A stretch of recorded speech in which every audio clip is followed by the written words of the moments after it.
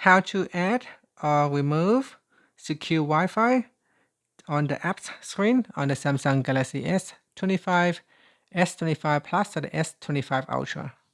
First, tap on the home button to return back to the home screen. Then on the home screen, swipe down at the top to open up Quick Settings.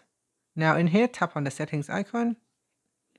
Next, we then scroll down, and from here, tap on security and privacy. Now in here, scroll down, then tap on more security settings. Next, tap on secure Wi-Fi, then tap on the more button, and then tap on settings. Now from here, tap on show icon on apps screen. Tap on the toggle button to add secure Wi-Fi to the app screen. So here you can see if I go into my app screen, there is a secure Wi-Fi right here. And if I go into the settings, I can switch it off by turning off show icon on the app screen. So in here, it is now removed from the app screen.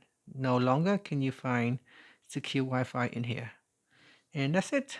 Thank you for watching this video. If you find it helpful, please like and subscribe to my channel for more videos.